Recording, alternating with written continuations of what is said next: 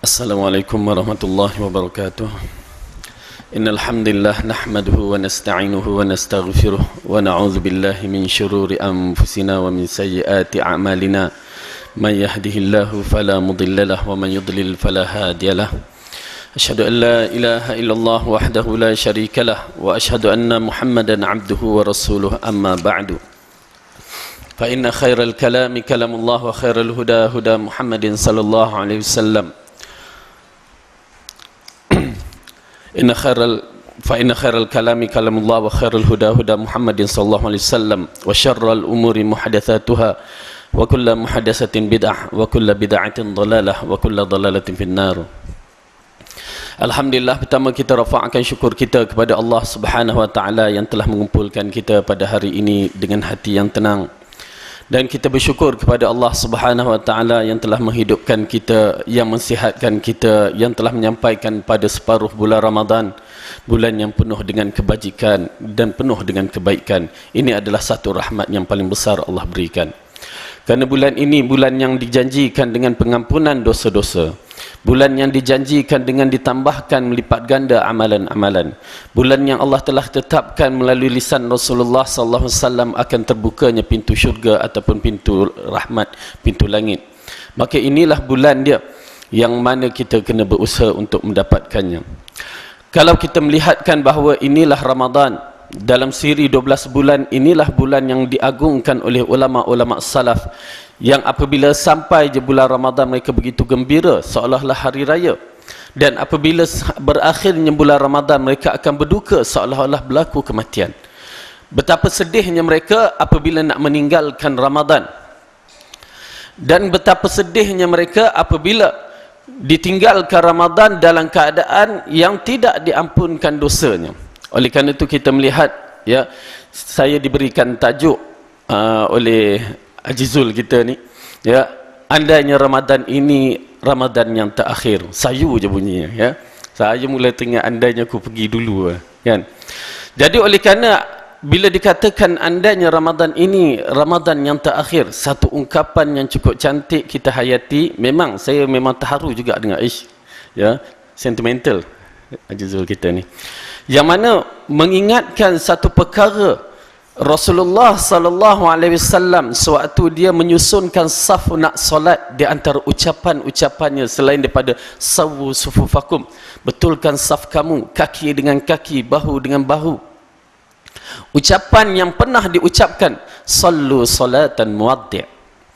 Sallu salatan muwaddi' maksudnya lakukanlah solat kamu seolah-olah solat yang terakhir. Kerana apa? Dengan ungkapan ucapan ini seolah-olah di antara sifat-sifat untuk mendapatkan kekhusyukan di dalam solat ialah kita seolah-olah akan mati selepas ini. Itu. Kita dalam solat kita teringat kematian. Kita dalam solat teringat bahawa aku lepas ni dah tak ada solat, jadi aku nak buat yang terbaik dalam solat, dan hati kita sentiasa mengingati tentang kematian. Dan itu di antara cara untuk mendapatkan kekhusyukan di dalam solat dan menambahkan amalan solat kita amalan yang terbaik.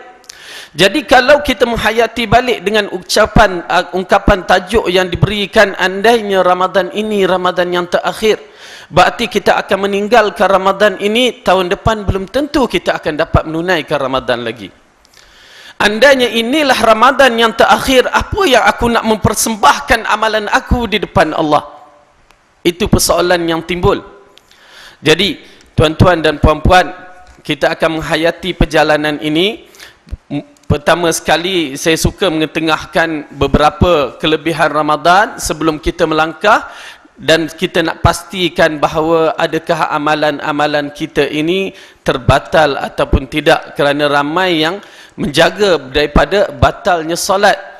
Ya, batalnya solat, batalnya puasa, tetapi mereka tidak menjaga bagaimana batalnya pahala puasa. Ya, batalnya puasa, masya-Allah kita akan jaga elok-elok. Sampai nak kata orang setengah korek hidung tak boleh, korek telinga tak boleh. Waktu imsak tu cuba nak berhati-hati, nak takut terbatalnya puasa. Sampai nak mandi sungai Ulu Yam pun tak ada yang mandi pada bulan puasa. Disebabkan apa? Takut terkentut dalam air, batal puasa. Masya Allah. Ya, setengah pandangan. Jadi berhati-hati. Kerana apa? Kerana ganjaran puasa adalah satu ganjaran yang cukup besar Allah bagikan. Ganjaran yang Allah berikan kepada kita tidak seperti amalan-amalan yang lain. Kerana pada puasa inilah amalan yang paling tinggi dalam siri kita beragama, yang dikatakan amalan ihsan. Apa dia ihsan? An ta'budallaha ka'annaka tarahu fa illam takun tarahu fa innahu yaraka. Kamu melakukan suatu perkara seolah-olah kamu melihat Allah. Betul, kamu tak melihat Allah, tetapi Allah melihat kamu. Oleh kerana itu bulan puasa, apabila kita melihat seseorang tu, kita tak tahu siapa puasa, siapa tak puasa. Yang kita hukumkan semua puasa. Macam budak-budak ni, semua puasa. Dia tak puasa, wallahu alam, kita tak tahu. Ya? Dan kekuatan bulan puasa yang dikatakan ihsan itu, walaupun kita duduk di depan makanan, kita tak akan usik makanan tu. Ya? Kita duduk depan makanan seorang-seorang pun, duduk di bawah tudung saji ke, kita tak akan makan. Kenapa? Kita rasa bersalah. Kita rasa satu benda, satu perkara gaib yang mengetahui, yakni Allah. Kita masuk dalam sungai sekalipun, kita selam tak akan minum air sungai. Itu dia kehebatan puasa yang dikatakan dalam siri amalan-amalan kita ialah ihsan. Sukar nak dapat kepada amalan-amalan yang lain, ya, kecuali dalam bulan puasa. Kecuali orang yang terdahulu, ulama mutaqaddimin, orang-orang ulama salaf, mereka menghadapi semua amalan-amalan muraqabah, yakni di bawah pemerhatian Allah. Ni dia ihsan yang kita miliki pada bulan Ramadan, yang mana Rasulullah mengatakan semua amalan dilipat gandakan sehingga 10 ke 700, tetapi amalan puasa Allah mengatakan aku yang akan membalasnya. Amalan puasa Allah yang akan membalasnya, kerana perkara itu orang lain tak tahu.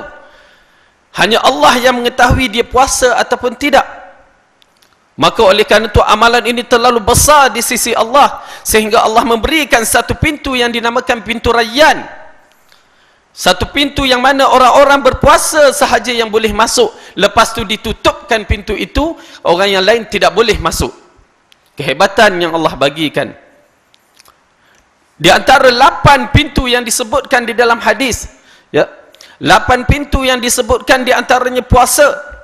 Maka inilah peluang kita nak mengambilnya untuk memasuki salah satu pintu yang maha hebat ini, yang Allah janjikan. Bayangkan amalan apa yang kita buat ni. Amalan yang besar, tidak ada tolok bandingnya. Yang kalau nak kira bukan lagi 700, bahkan berlipat ganda. Sehingga kan kedudukan kita di syurga nanti begitu tinggi.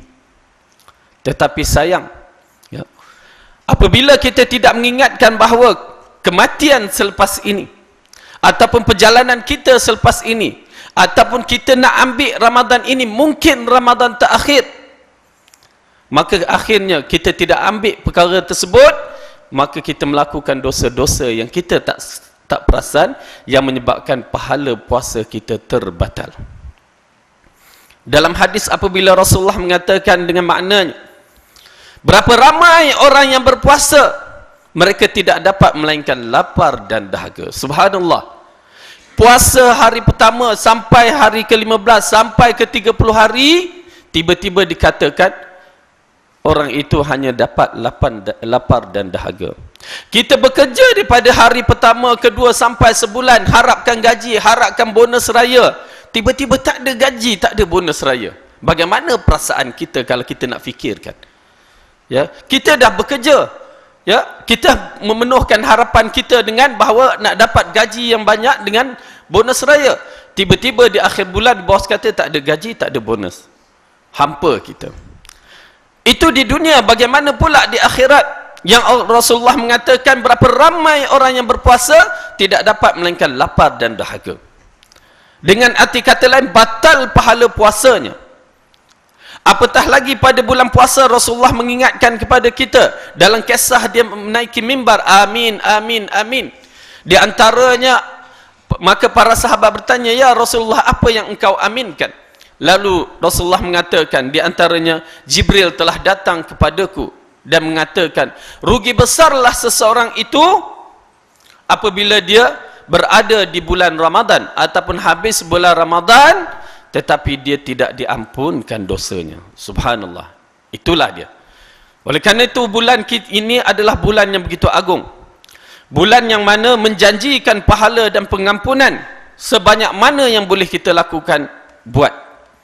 Jangan biarkan bulan ini berlalu begitu saja. Baik. Jadi dalam bab ini, apakah perkara-perkara itu? Apakah yang menyebabkan? Ya, bab batal puasa saya tak nak bicarakan, tetapi bab batalnya pahala puasa. Kerana tuan-tuan, Allah telah berikan nikmat yang begitu besar. Kekuatan, kemampuan berbicara, penglihatan. Maka di sinilah Rasulullah SAW mengisyaratkan kepada kita. Barang siapa yang tidak mampu untuk meninggalkan perbuatan jahat dan perkataan yang buruk, maka tidak ada arti puasanya pada dirinya. Barang siapa yang tidak boleh menjaga mulutnya dan perbuatannya, mungkin perbuatan ramai yang boleh jaga, tetapi mulut, itulah masalahnya yang nikmat Allah bagikan kepada kita. Mulut kita telah menggunakan dengan perbuatan yang tidak baik. Apatah lagi mulut kita ini berkaitan dengan perkataan-perkataan yang mengumpat, mencela, mencerca manusia sesama Islam. Maka itu di antara amalan yang paling berbahaya dalam siri amalan-amalan kita. Dan amalan puasa itu sendiri. Apabila seorang itu menggunakan kalimah, ucapan untuk mengata manusia, untuk memperli manusia, untuk menyakiti manusia, maka ingat, amalan dia terbatal. Pahala dia terbatal secara automatik. Walaupun dia berpuasa pada hari ini penuh, tetapi terbatal disebabkan umpatan cercaan. Apabila Rasulullah mengatakan, atadruna manil muflis? Tahukah kamu siapakah muflis? Lalu para sahabat mengatakan, ya Rasulullah, muflis di kalangan kami ialah orang yang tidak ada wang, tidak ada harta. Ya, mereka itulah muflis. Lalu Rasulullah SAW mengatakan bahawa muflis di kalangan kamu di akhirat di sisi Allah ialah seorang itu membawa amalannya yang banyak sebesar gunung, dan dia menyangkakan dia akan berjaya, tapi sebenarnya tidak. Apabila diserahkan di hadapan Allah, lalu mereka pun dihisapkan dan dikatakan kepadanya, kamu pernah mencerca si fulan, kamu pernah kata si fulan, kamu pernah menyakiti si fulan, maka amalan kamu diserahkan kepadanya. Subhanallah, tuan-tuan dan puan-puan, amalan kita start daripada kita balik sampai sekarang. Berapa banyak amalan yang kita telah buat. Kita telah buat haji, buat umrah, infak, ya, bersolat berjemaah, habis batal macam itu di sisi Allah. Oleh kerana itu saya ingatkan diri saya dan para jemaah, berhati-hati berbicara tentang pribadi Muslim, bukan main-main. Kerana Rasulullah telah mengistiharkan pada Yaumul Arafah, pada hari Arafah, sesungguhnya pada hari ini, pada bulan ini, di bumi ini, maka sesungguhnya haramlah kehormatan kamu, darah kamu dan harta kamu. Maksudnya kehormatan orang Islam, darah orang Islam, harta orang Islam adalah haram. Tidak ada siapa yang boleh mempermainkan ikut sesuka hati. Apabila kita mencela seseorang itu, mengumpat seseorang itu adalah kehormatan mereka. Maka kita telah membatalkan pahala kita.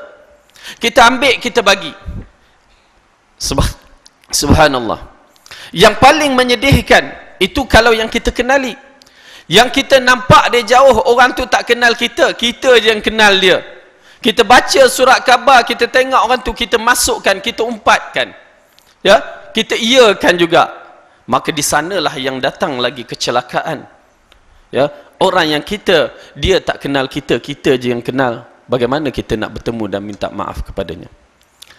Amalan ini akan tertangguh, amalan ini akan terbatal selagi kita tidak menghulurkan tangan meminta maaf dan menyatakan kesalahan kita. Kalau dengan Allah senang, kita beristighfar dan bertaubat dan menyerahkan diri kita kepadanya. Tetapi dengan manusia, satu penyakit, selagi kita tidak pergi meminta maaf dan menyatakan kesilapan kita, selagi itulah dosa kita tertanggung di depan Allah. Bagaimana kita nak menjawab? habis terbatal amalan kita. Tuan-tuan dan puan-puan, jangan batalkan amalan. Berazamlah pada hari ini dan akan datang lepas Ramadan pun, jangan sekali-kali menggunakan mulut kita yang Allah jadikan untuk mencerca sesama Muslim. Jangan. Apatah lagi satu benda yang tidak jelas yang boleh menimbulkan yang dikatakan fitnah. Kerana kita berada di Ramadan yang akhir ini, ya, kalau kita hayati bahawa inilah Ramadan yang terakhir, maka kita akan membuat yang terbaik. Kerana kita ini hanya hidup di dunia dan kita akan meninggalkan kehidupan dunia ini bila-bila masa. Dan kita tidak pasti bila masa umur kita ini, yang tak kira tua ataupun muda. Cuma yang pasti umur Rasulullah SAW 63 tahun hijrah. Dan bagaimana kedudukan umur kita? Kita ambilkan umur Rasulullah sebagai had umur kita dan bicaralahkan umur kita bagaimana. Ya, sekarang ni orang pencen dah sampai 60, ya, 60. Dulu 55 dah naik kepada 60, ya. Agak-agaknya 60 tu berapa dah kalau ikut umur Islam? Dah 64, 65 agak kan. Berarti dah sampai masanya. Kalau itulah juga umur kita tak sedar, duk sibuk perkara-perkara yang lain, sayang. Tuan-tuan dan puan-puan, jadikan umur Rasulullah satu perhitungan kita. Berapa umur kita? Ada yang dah 20, 30, 40, 50. Kalau dah sampai 40, kalau mengikutkan hukum, itu adalah peringkat umur yang memisahkan antara pemuda dengan orang tua. Kerana 40 tu dah dikatakan buah matang. Kalau mengikut ahli psikologi, okey, 50 ke 60 tu dah kategori tua. Tapi tua macam mana? Dikatakan tua muda. 60 ke 70 tua matang. Ya, kalau buah tu memang elok dipetik, kalau kelapa tu dah banyak santannya yang baik. Dan kalau 70 ke 80 tua bangka. Yang ni dah kalau waktu tu nyanyuk habis semua. Ya, illa man rahimar rabb, melainkan siapa yang Allah selamatkan. Jadi bayangkan umur 40 adalah had yang mana disebutkan di dalam Al-Quran tentang 40 tahun yang mempunyai keajaiban dia tersendiri. Apabila seorang itu telah sampai umur 40, dia kena tahu apa yang sedang berlaku pada dirinya. Uban dah tumbuh. 40 aja uban mula tumbuh. Kencing manis pun nampak, darah tinggi pun keluar. Ya, segala-galanya keluar di situ. Dah tak boleh nak lari dah. Walaupun dia dai uban dia dah tua. Ya, masuk ke 50 ke 60 mula lutut sakit, pinggang semua sakit. Ingat, itu isyarat bahawa kamu akan mati selepas ini. Kita akan meninggalkan dunia selepas ini. 40 ke 63, 23 tahun. Berapa lama? Kita nak hidup berapa lama? Okey, tuan-tuan dan perempuan. Apabila satu hari Rasulullah SAW, kekasih Allah ini, dia baring di atas tikar, ya. Bukan baring di atas kapet kita, tikar apa yang boleh nampak bala di belakang tu, okey, macam tikar mengkuang lah. Di Madinah, di Mekah tak ada tikar mengkuang. Tikar yang dibuat daripada pelepah daun tamar. Lalu berbalar badan dia. Sahabat merasa simpati. Ya Rasulullah, tidakkah kamu mau kami buatkan satu hamparan untuk kamu berbaring melihat keadaan begitu? Masya Allah, kekasih Allah tidur di atas tempat yang begitu. Kita, ya, alhamdulillah nikmat Allah bagi, tak menjadi masalah. Tapi nak menceritakan bagaimana Rasulullah. Lalu Rasulullah mengatakan, ya, mali dunia, apalah arti dunia padaku? Sesungguhnya kita ini diibaratkan seperti seorang yang berhenti di dalam perjalanan, berhenti di sebatang pokok untuk melepaskan penat dan lelahnya. Dan kita akan berangkat meninggalkan pokok tersebut, meneruskan perjalanan kita. Apa maksudnya? Kalau disebutkan dalam hadis ini, kita tak nampak, ya, tak nampak sebatang pokok pasal kita bukan duduk di padang pasir. Ya, kita tak nampak sebatang pokok, kita duduk sini, itu dia penuh dengan pokok. Lalu di sini kita katakan umpama misal yang Rasulullah SAW bagi, kita diperumpamakan di dalam perjalanan nak balik kampung raya misalan. Okay, balik mana? Perak ke? Johor ke? Baik, bertolak dari KL. Dan kita singgah sekejap di mana? Di RNR. ditapah ke, diseremban kan, kita berhenti. RNR inilah yang dikatakan seperti sebatang pokok. Kita inilah berada di bumi ini sekarang. RNR bumi yang kita akan duduk, kita tengah duduk ni, dan lepas ni kita akan teruskan perjalanan kita. Karena kalau kita belajar, kita mengetahui perjalanan kita yang perlu kita hadapi begitu jauh. Selepas kehidupan ini ada beberapa kehidupan ataupun keadaan dalam perjalanan yang menakutkan. Cukup alam roh kita tidak tahu berapa lama kita hidup di alam roh. Allah telah menceritakan. Dan kita berada di alam perut ibu. Kita tahu lebih kurang 9 bulan atau lebih sikit ataupun kurang sikit.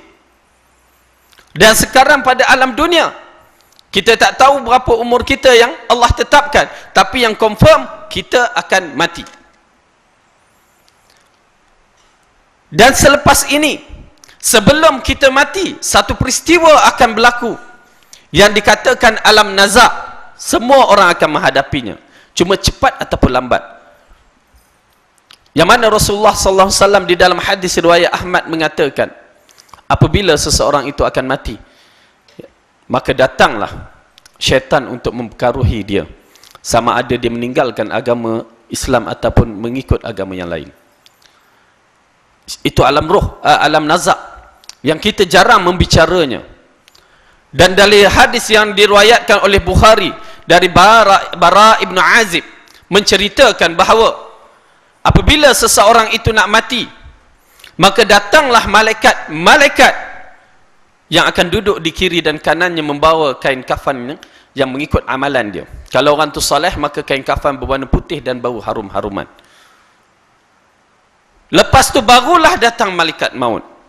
Oleh kerana itu orang yang nak mati, kita diarahkan mengucapkan laqinu mautakum la ilaha illallah. Talkinkan orang yang nak mati itu dengan kalimah la ilaha illallah, kerana dia sedang menyaksikan alam ghaib sana. Kita duduk sebelah tak nampak, tetapi mereka menghadapi dalam keadaan ketakutan. Kemudian selesai kisah itu, hadisnya panjang, kita masuk dalam alam barzah, kita selamat ke? Belum tentu selamat, walaupun soalan itu telah dibocorkan. Man rabbuka, ma hadha din, man hadha rajul, ma dinuka, man hadha rajul. Siapa Tuhan kamu, apakah agama kamu, dan siapa lelaki itu yang ditujukan kepada Rasulullah sallallahu alaihi wasallam. Habis. Subhanallah, tuan-tuan dan puan-puan, perjalanan ini menakutkan. Kemudian apa pula berlaku lepas tu? Sama ada kita dalam keadaan keamanan di dalam kubur ataupun dalam keadaan yang azab. Maka dipisahkan dengan hari yang menakutkan, hari kiamat.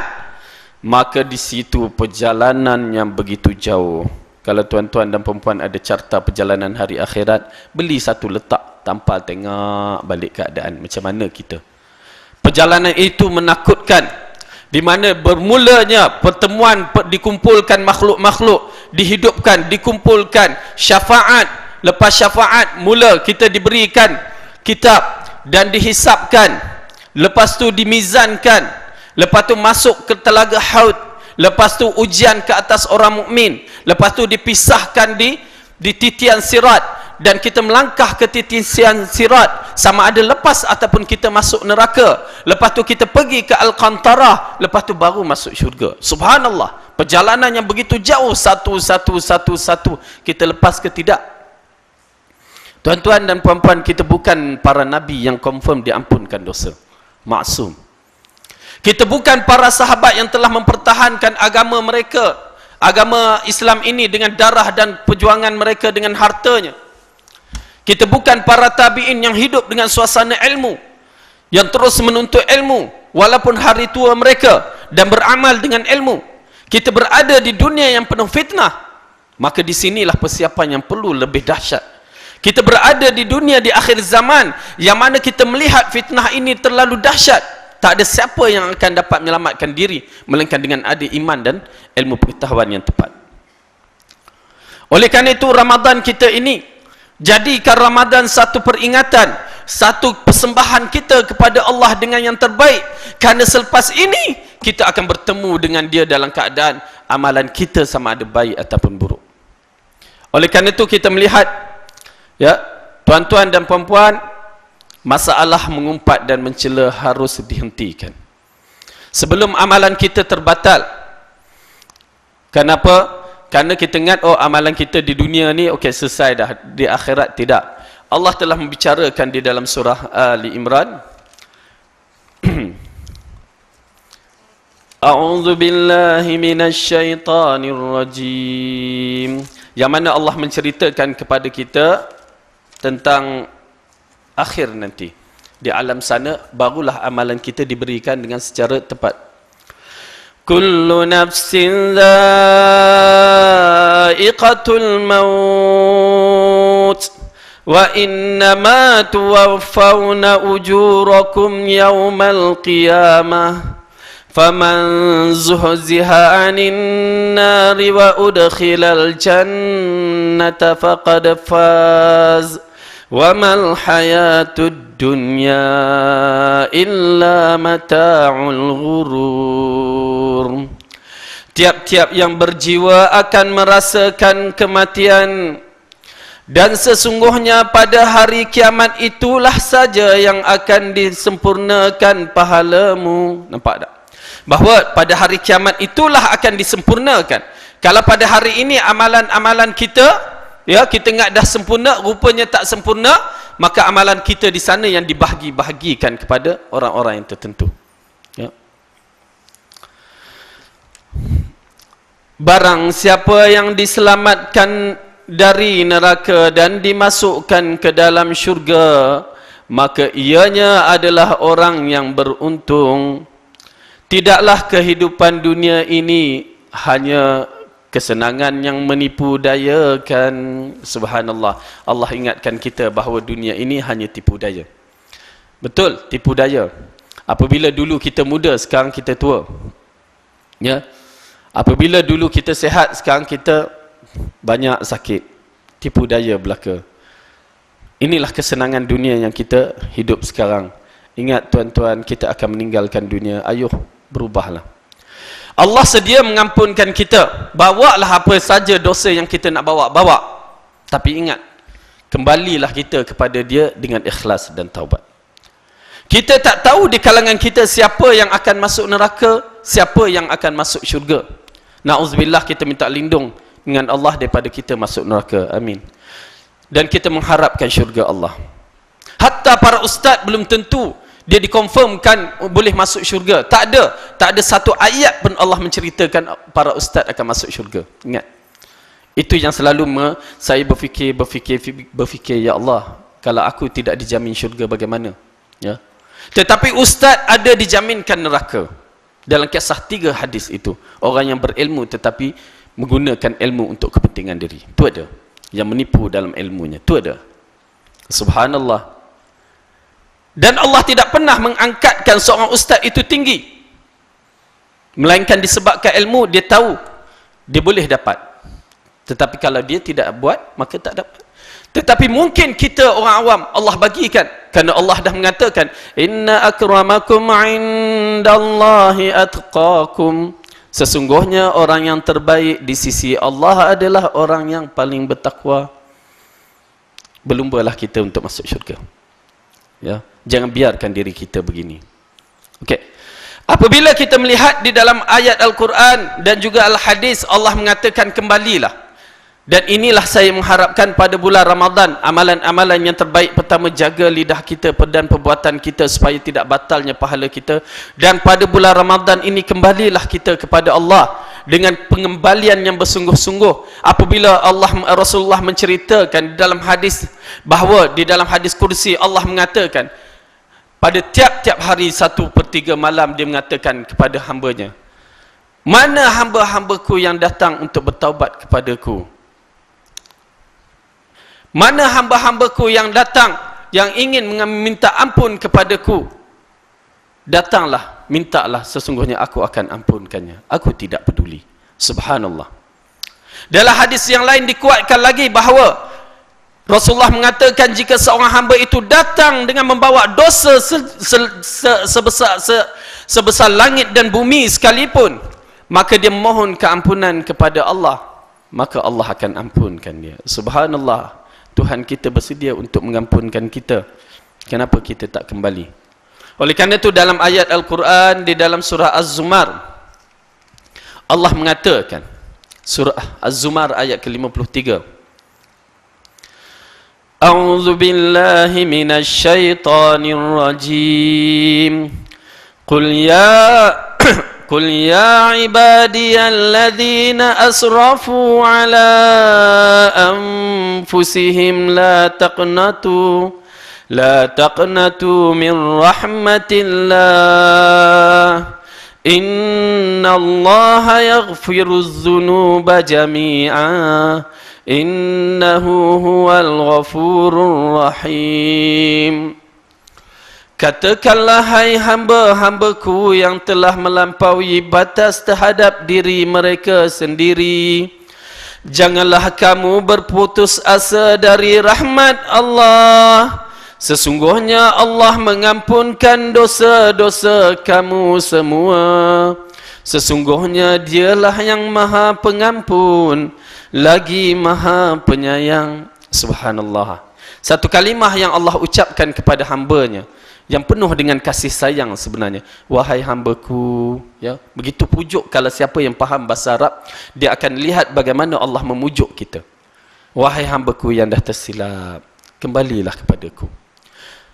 Kalau kita orang yang dah tersilap, kita takkan pujuk, geram, ya. Geram tu lagi ada, nampuk lagi ada. Tapi tidak pada Allah.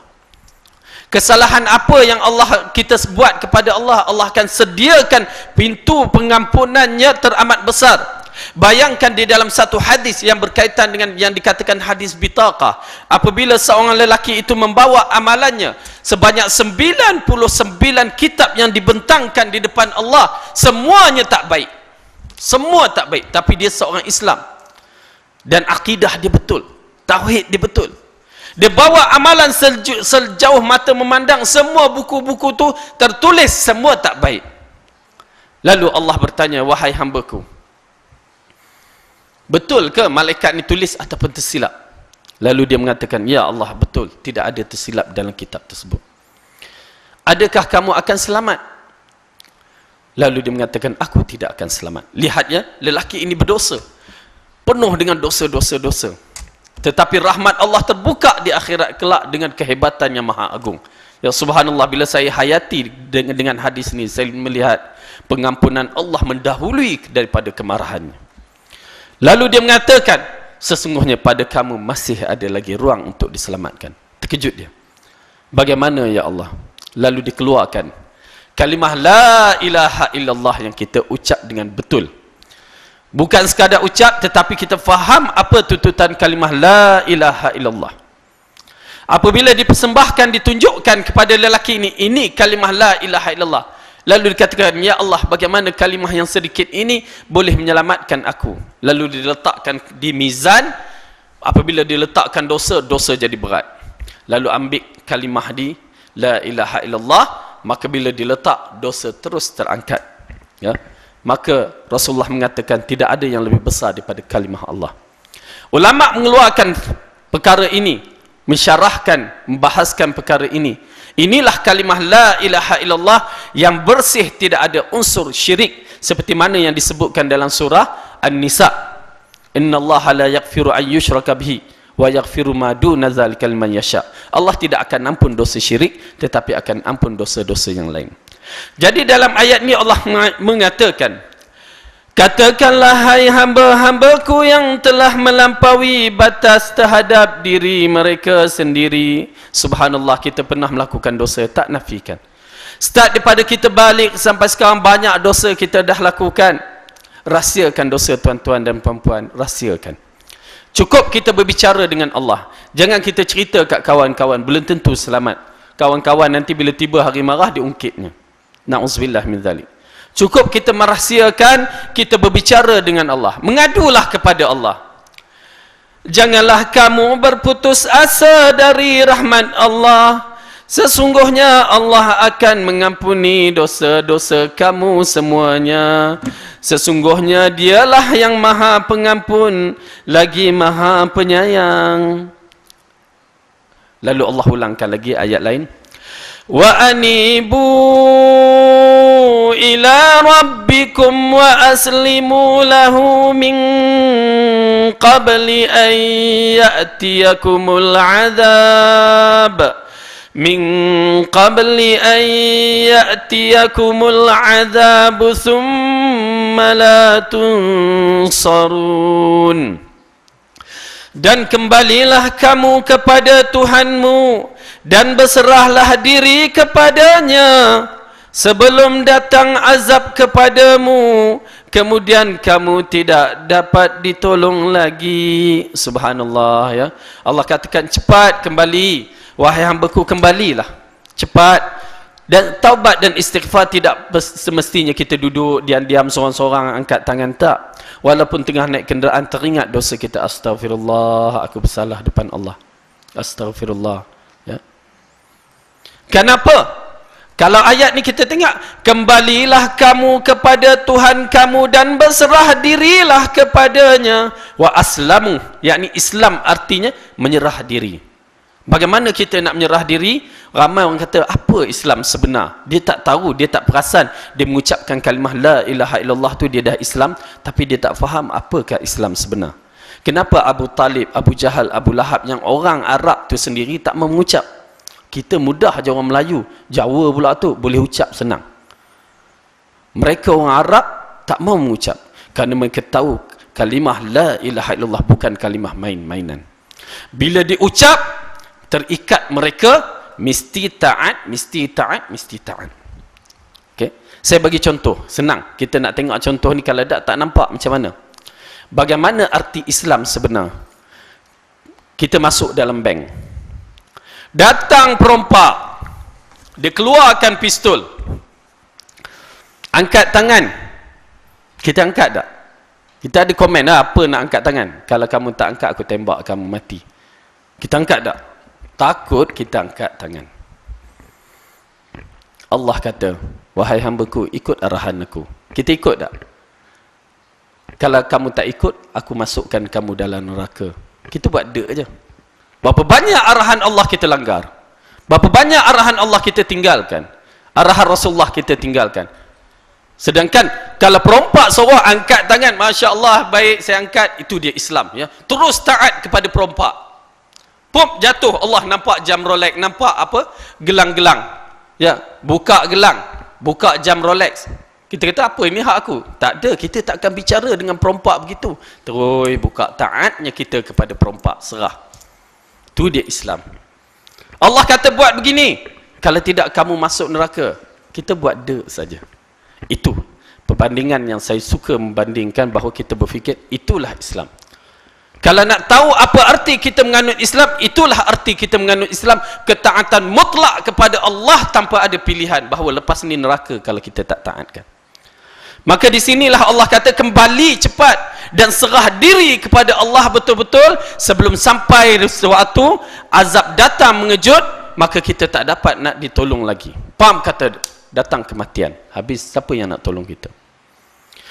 Allah katakan lagi, wattabi'u ahsana ma unzila ilaikum min rabbikum min qabli an ya'tiyakumul azabu baghtatan wa antum la tash'urun. Dan ikutlah sebaik-baik apa yang telah diturunkan kepadamu dari Tuhanmu sebelum datang azab kepadamu dengan mengejut, sedangkan kamu tidak menyedarinya. Ya Allah, sebelum sampai azab datang mengejut, Masya Allah, maksudnya sebelum sampai kematian kita mengejut. Kita tak tahu. Duduk dalam bilik air, nak bangun pening sikit, jatuh dah mati. Ya, bulan Ramadan ni saja 2-3 orang sahabat-sahabat saya meninggal. Yang mengenangkan batuk aja. Ya, dia ada dialisis sikit, batuk terus mati. Simple saja, ya. Bagaimana kedudukan kita? Kita tak tahu. Berapa ramai yang tengah jalan mati? Mengejut. Mati mengejut, menyusahkan. Kenapa? Kita tak dan bertaubat. Tetapi mati dalam keadaan dah tua, sakit, Masya Allah, ada ruang lagi untuk bertaubat. Jadi tuan-tuan, ini peringatan Allah. Jangan sampai kita mengatakan ya hasrata ala nafsi ataupun ala ma farrattu. Di dalam Al-Quran Allah katakan antaqula nafsu ya hasrata ala ma farrattu fi jambillah wa in kuntu laminas sakhirin, supaya jangan ada yang mengatakan amat besarlah penyesalanku atas kelalaianku dalam menunaikan kewajipan terhadap Allah, sedangkan aku sesungguhnya termasuk orang-orang yang memperolokkan agama. Jadi bila kita melihat dalam ayat ini dan peringatan ini, maka kita perlu ambil kira bahawa Ramadan adalah bulan yang pengampunannya besar, maka kita berusaha untuk mendapatkan pengampunannya. Jadikan bulan Ramadan ini bulan yang terbaik. Jadikanlah bulan Ramadan ini bulan yang akan memberikan kita syafaat seperti mana yang disebutkan dalam hadis, yang mana kita berbangun malam di dalamnya, kita bertahajud dalamnya, dan kita berpuasa dalamnya. Jadikanlah bulan Ramadan ini bulan yang terakhir. Walaupun pada 15 awal kita mungkin tersilap, jangan jadikan 15 akhir ini kita tersilap. Jadikanlah malam Lailatul Qadar yang bakal kita cari. Mudah-mudahan Allah kurniakan kepada kita semua malam Lailatul Qadar sebagaimana untuk pengampunan dosa-dosa kita. Berusahalah untuk kita mendapatkan syurga Allah. Syurga Allah itu mahal, maka perlu perjuangan, pengorbanan diri untuk kita mendapatkannya. Dan mudah-mudahan tazkirah yang ringkas begini kita mendapat manfaat yang banyak dan menjadikan kita hidup dalam keadaan beriman dan berkeyakinan, dan kita akan kembali kepada Allah dalam keadaan amalan kita diterima. Dan mudah-mudahan andainya Ramadan ini Ramadan terakhir, kita akan tinggalkan Ramadan ini. Mudah-mudahan Ramadan inilah yang akan memberikan amalan kita yang besar di akhirat kelak. Wallahu a'lam bisawab. Aqulu qawli hadza wa astaghfirullah li wa lakum. Wassalamu alaikum warahmatullahi wabarakatuh. Subhanakallahumma bihamdika asyhadu an la ilaha illa anta astaghfiruka wa atubu ilaik. Bismillahirrahmanirrahim. Alhamdulillahirabbil alamin wassalatu wassalamu ala rasulil amin wa ala alihi washabbihi ajmain. Allahumma rabbana la tuzigh qulubana ba'da idh hadaytana wa hab lana min ladunka rahmah innaka antal wahhab. Allahumma ighfir lana dhunubana wal walidina wal jami'il muslimina wal muslimat wal mu'minina wal mu'minat al ahya'i minhum wal amwat bi rahmatika ya arhamar rahimin. Allahumma Rabbana, ya Allah, ampunkanlah dosa-dosa kami. Ya Allah, ya Tuhan kami, kami mengaku kami bersalah kepadamu. Banyak dosa yang telah kami lakukan. Tolonglah ampun dosa kami, ya Allah. Ampunkanlah ya Allah. Kami mengharapkan agar pengampunan ini dapat membersihkan kami dan kami bertemu dengan kamu dalam keadaan bersih, ya Allah. Masukkanlah kami syurga bersama para nabimu. Ya Allah, tolonglah kami, ya Allah. Ampunkan dosa kami. Rabbana atina fid dunya hasanah wa fil akhirati hasanah wa qina adzabannar. Wa sallallahu ala nabiyyina Muhammadin sallallahu alaihi wasallam wa ala alihi wa sahbihi ajma'in. Walhamdulillahi rabbil alamin.